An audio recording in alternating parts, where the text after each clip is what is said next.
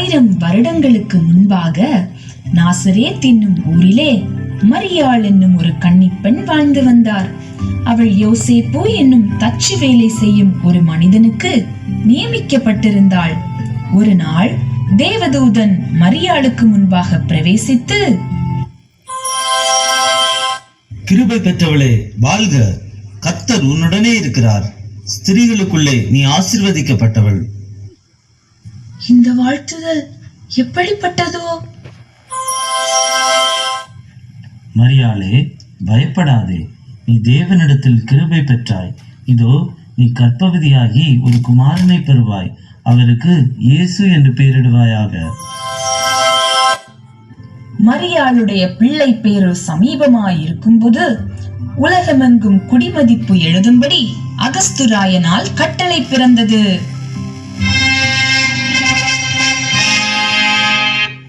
இதனால் மரியாளும் யோசேப்பும் யோசேப்பின் சொந்த ஊராகிய பெத்லகேமுக்கு புறப்பட்டனர். பிரயாண தூரம் மிகவும் அதிகமாயிருந்தது. மரியாளுடைய பிரசவ காலமோ மிகவும் சமீபமாயிருந்தது. சத்திரத்திலே இடம் கேட்டும் இடமில்லாத சூழ்நிலை.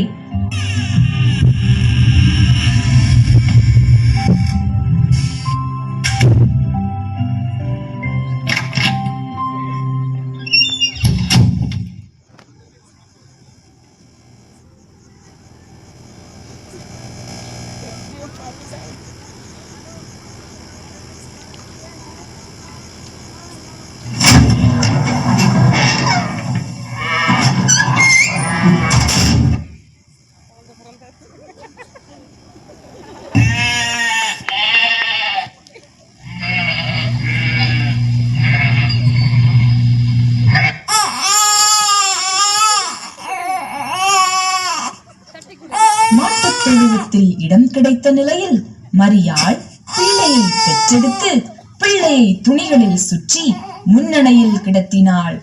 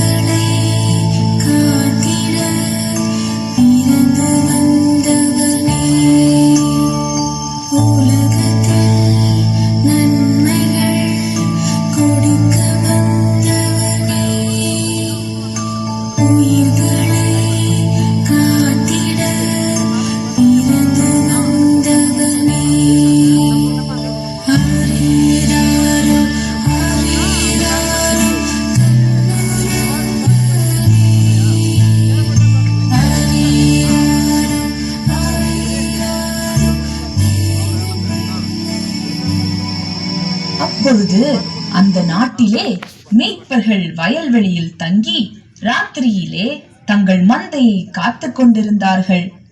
அவ்வேளையில் கர்த்தருடைய தூதன் அவர்களிடத்தில் வந்து நின்றான். கர்த்தருடைய மகிமை அவர்களை சுற்றிலும் பிரகாசித்தது. அவர்கள் மிகவும் பயந்தார்கள். பயப்படாதிருங்கள், இதோ எல்லா ஜனத்துக்கும் மிகுந்த சந்தோஷத்தை உண்டாக்கும் நற்செய்தியை உங்களுக்கு அறிவிக்கிறேன். இன்று கர்த்தராகிய கிறிஸ்து என்னும் இரட்சகர் உங்களுக்கு தாவீதின் ஊரிலே பிறந்திருக்கிறார். பிள்ளையை துணிகளில் சுற்றி முன்னணையிலே கிடத்தி இருக்க காண்பீர்கள். இதுவே உங்களுக்கு அடையாளம்.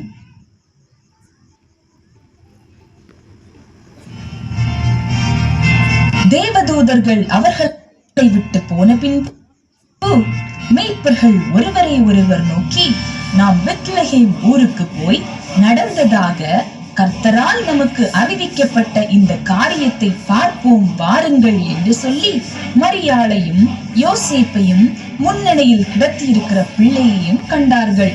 கண்டு அந்த பிள்ளையை குறித்து தங்களுக்கு சொல்லப்பட்ட சங்கதியை பிரசித்தம் பண்ணினார்கள். மெய்ப்பராலே தங்களுக்கு சொல்லப்பட்டதை கேட்ட எல்லாரும் அவைகளை குறித்து ஆச்சரியப்பட்டார்கள். மரியாளோ இவை எல்லாவற்றையும் தன் இருதயத்திலே வைத்து சிந்தனை பண்ணினாள். மெய்ப்பர்கள் தங்களுக்கு சொல்லப்பட்டதன்படியே கேட்டு கண்ட எல்லாவற்றிற்காகவும் தேவனை மகிமைப்படுத்தி துதித்துக் கொண்டு திரும்பி போனார்கள்.